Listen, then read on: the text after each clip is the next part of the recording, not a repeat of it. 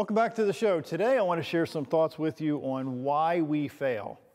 You say, John, why are you in front of Stonehenge? Well, I think more times than not, we think that what we do doesn't matter, or what we do isn't going to be around next year or next month, or 10 years from now, or 1,000 years from now. So that's really why I want to share maybe some examples or some ideas to help you overcome some issues where you feel like you're a failure or failing. And I've seen in my life, and it probably is the same case in your life too, that fear stands in the way of you going for it, whatever it is. Many times fears are tied together. Maybe it's just rejection or ridicule or pain or misery, or maybe you failed a lot of times and you think that maybe that's a sign from somewhere above that you can't achieve something extraordinary. And then we've also maybe have fears of things that really won't potentially hurt us at all. So let me kind of go through a list of what most Americans fear. The number one, at least in some studies, are snakes. Some people are afraid of snakes. Many people are afraid of public speaking. I know I was terrified of public speaking for a good part of my life, a long story behind that. Number three is heights. When if you stop and really think about it, it's not really heights that people are afraid of, it's the fear of falling. And I'm one of those folks. I don't like heights, and I have a huge fear of falling. There's a story behind that I'll maybe talk about another day. Some people are afraid of being in closed spaces. Some people are afraid of spiders. Ooh, spiders. Some people are afraid of needles and getting shots. Some people are afraid of mice and rats, while others are afraid of flying on a plane. The big picture here today is why people fail. Some people are afraid of dogs. I know several people that are afraid of lightning and thunder, while others are afraid of going to the doctor, and while others are afraid of the dark.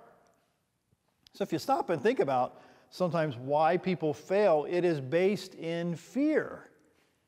So why you and I have failed over the years, if you stop and think about it, it's based in fear. Eleanor Roosevelt said one time, do one thing every day that scares you. Do one thing every day that scares you. I come from a place in my life, and I've shared this multiple times on multiple shows, that I had a speech issue, still have a speech problem sometimes.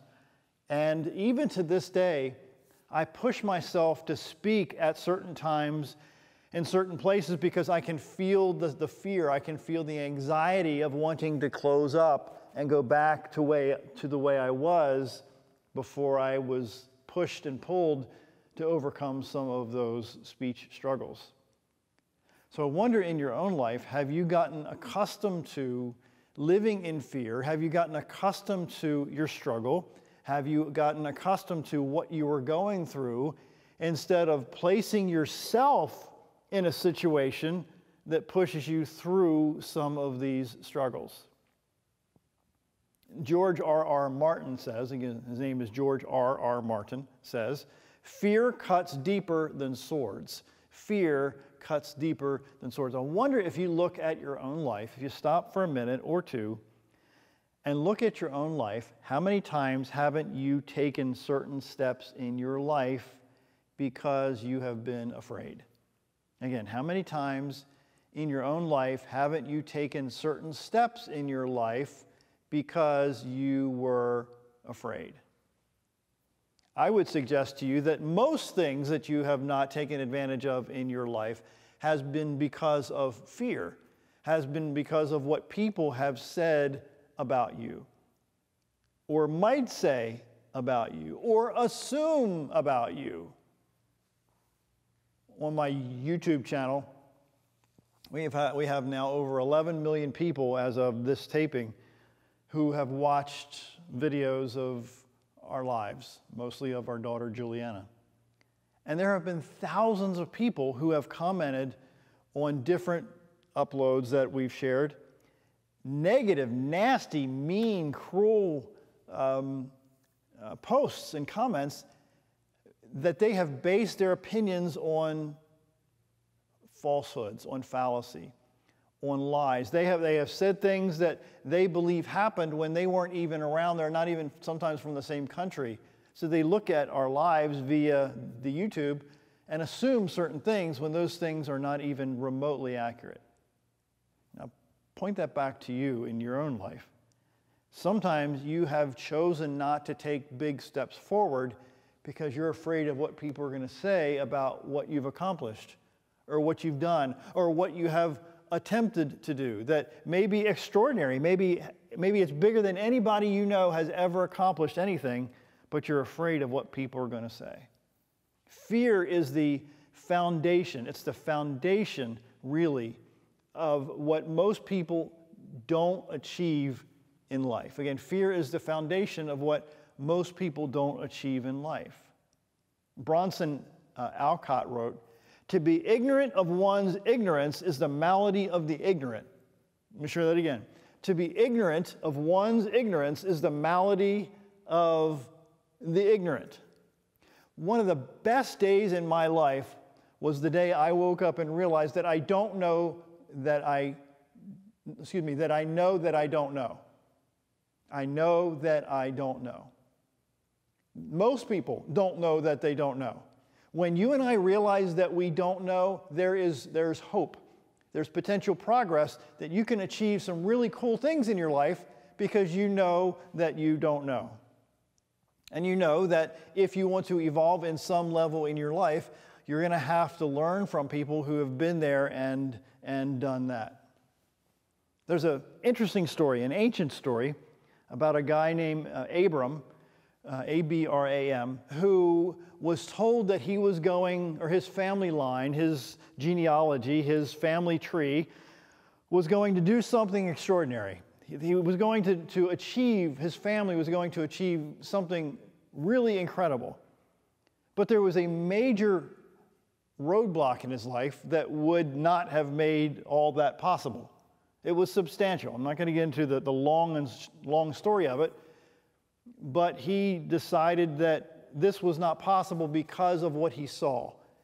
He saw the obstacle instead of what maybe somebody else saw as an opportunity. I think if you and I look at it long enough, you're going to see that there are a few people in your life that can see your potential even before you can see your potential.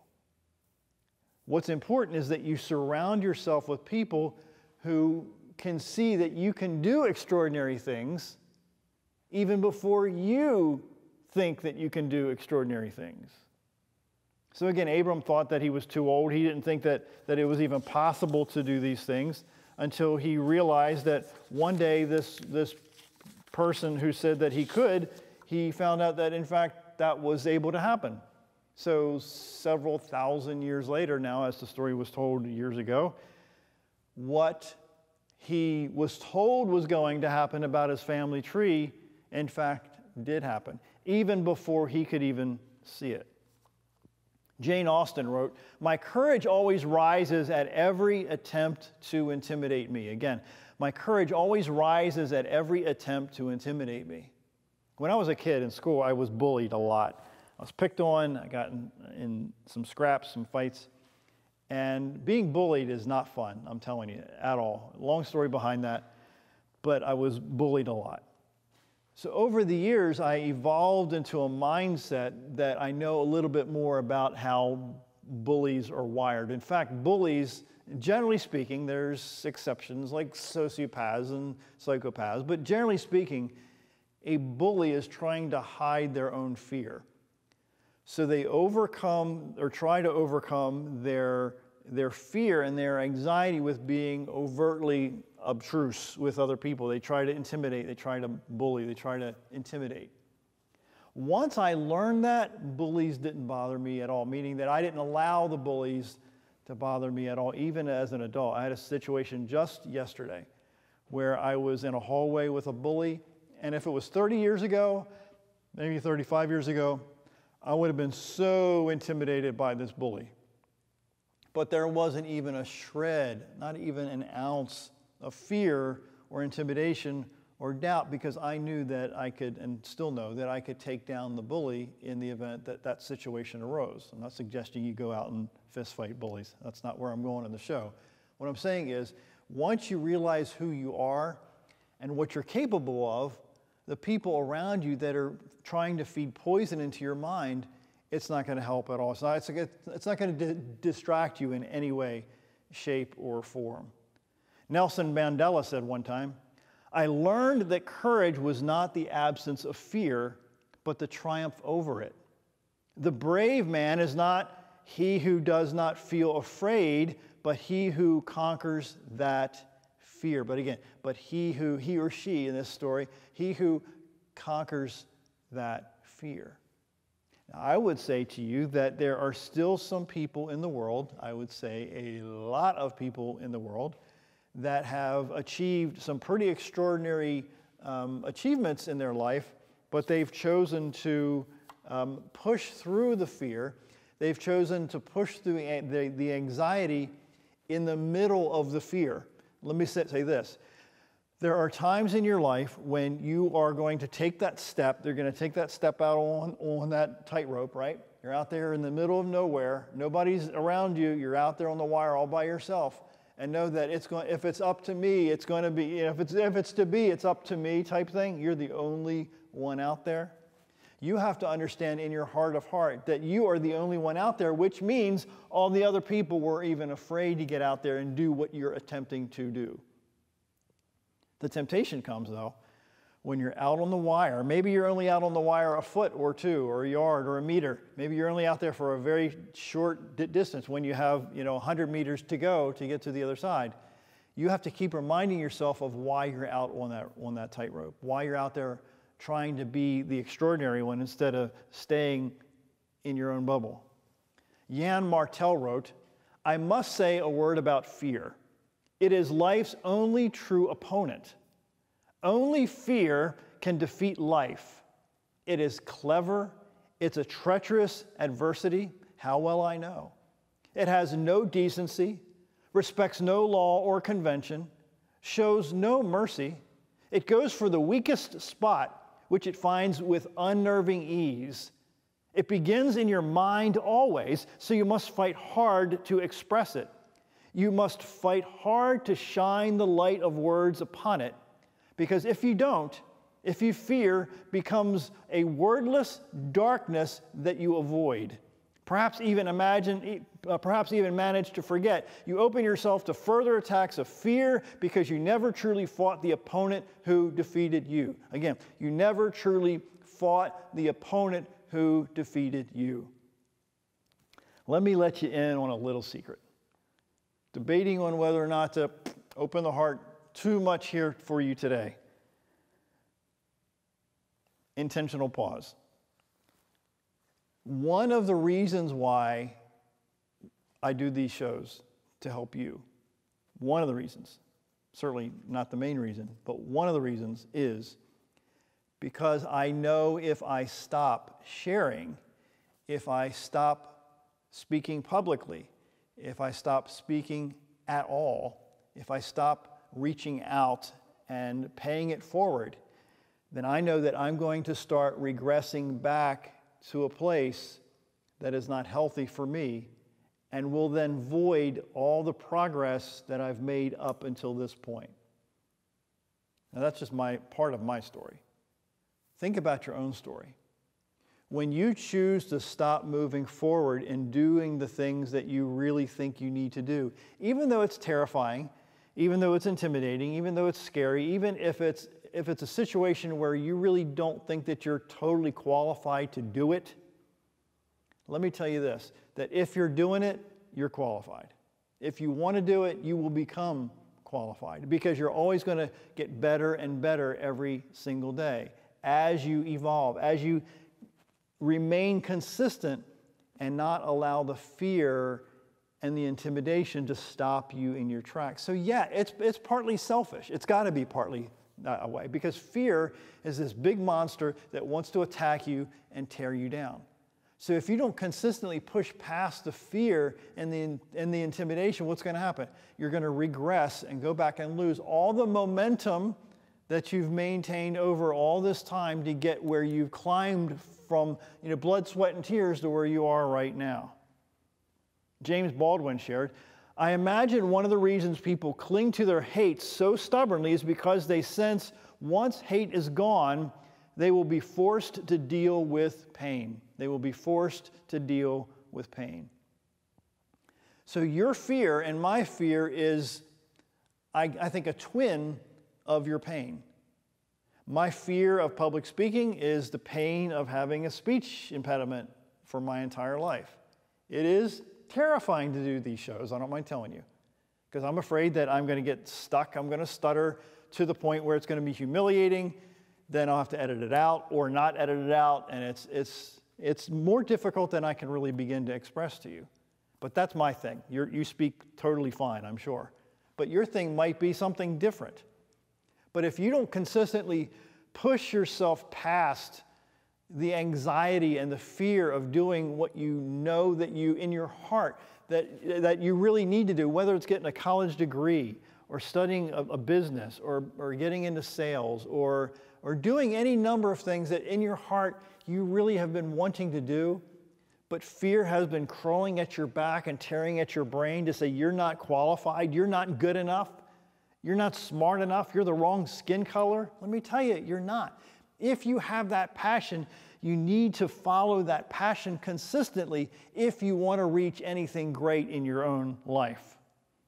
Christopher Poloni writes, without fear, there cannot be courage. Without fear, there cannot be courage. I think I read somewhere that Patton, the general from World War II, said something to the effect that there was never a day that his heart wasn't racing, I'm paraphrasing loosely, that his heart wasn't racing when he would hear a shotgun or a gun going off or a bomb going off. And Patton, the general, at least from a historical point of view, we look at him as somebody being abrupt and tough, and he wore his pistols, and he was a tough guy. But based on that quote I read and read somewhere, that he, in fact, was scared an awful lot, but you wouldn't know it looking at him. You know what I'm saying? So if you don't push past the fear and the terror of what you know your heart is really pulling you to do, you're never going to achieve anything that's extraordinary that's going to be here tomorrow or in 1,000 years or more. Aristotle, the great philosopher, said, he who has overcome his fears will truly be free. He who has overcome his fears will truly be free. So can you use fear as a stepping stone? Can you walk on the back of fear to get where you're trying to get to in your life? I would suggest to you the answer is yes. Because if you step on the back of fear daily, then at some point, it may take a long time, eventually fear will become a shadow of the monster that it used to be. Think about that a minute. If you consistently walk on the back of fear, then eventually fear is going to be a shadow of what it used to be. But hear me clearly on this. The more distance between the time you step on the back of fear in any given day to the next step, the stronger fear gets. So you need to walk on the back of fear daily. For some of us, hourly, to step on the back of fear so that fear remains in the shadow. It probably will never go away, but it will be a shadow of what it was. But if you stop and start, then the shadow has time to regroup and become bolder and louder and more clear and more of an intimidation in your life. I'm hoping that makes sense. E. Lockhart writes, always do what you're afraid to do. Always do what you're afraid to do. And that is counterintuitive, because the fear factor that you and I have, we just want to run from the fear. Once upon a time, we had a wild animal in our yard, and the tendency for some people would be to run from the wild animal. So what I did, because we have a small dog, I walked toward the wild animal to protect not only the family, but also our little dog. Well, what happened when I walked toward the wild animal? This particular wild animal ran away because the wild animal was intimidated by me for some reason. That's a little bit like what fear is. When you walk towards fear consistently, fear will back off. Fear will eventually back off. It may not back off in the first day or the first week or the first 6 months, but eventually it will back off. Francis Chan, if you've never heard him speak, he's very charismatic, way charismatic than most people that I study. He said this: fear is the main source of superstition. Fear is the main source of superstition and one of the main sources of cruelty. To conquer fear is the beginning of wisdom. Actually, that was Bertrand Russell.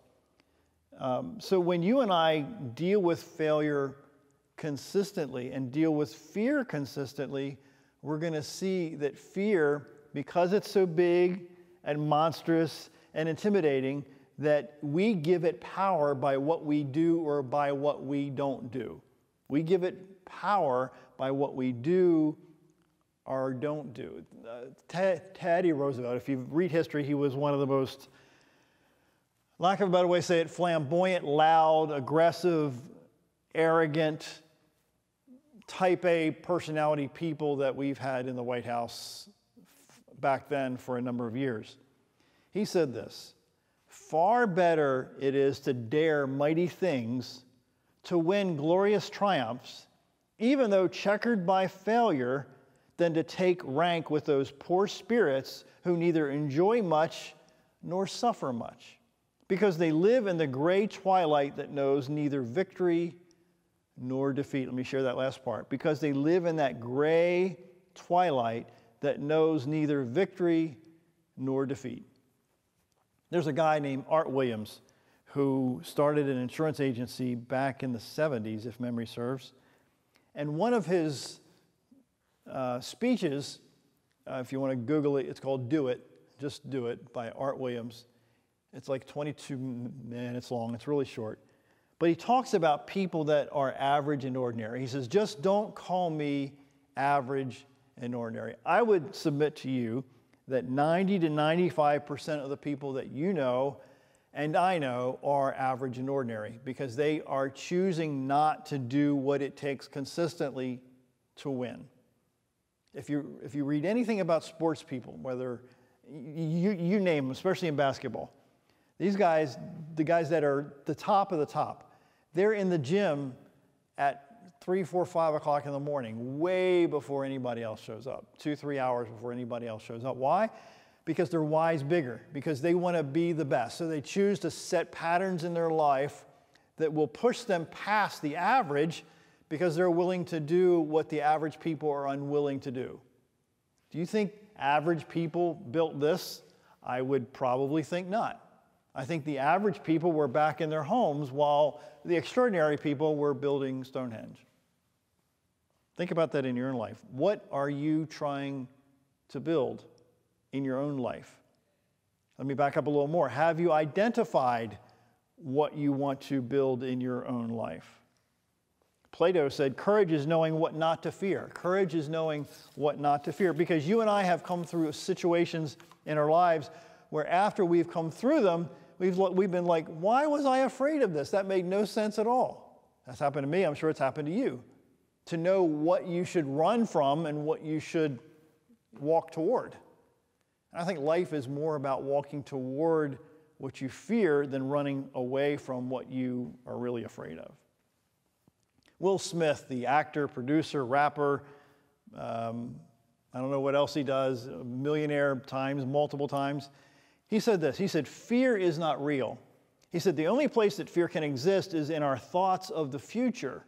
In our thoughts of the future. It is a product of our imagination, causing us to fear things that do not at present and may not ever exist. That is near insanity. Do not misunderstand me. Danger is very real, but fear is a choice. Fear is a choice. I have to remind myself of that almost every day. Fear is a choice. So why do most people fail? Why do most people give up long before they've achieved anything extraordinary? I think one of the biggest reasons, other than daily habits and developing good habits and hanging around smart people, is they're afraid. So I'm asking you today, as I end this episode, is don't be afraid. Don't anticipate what negative things could happen, but begin to anticipate what great things can really happen in your life if you consistently push yourself past the anxiety and the terror of doing things that are way outside of your comfort zone. My name is John Carver. Thanks for watching, and we'll be back real soon.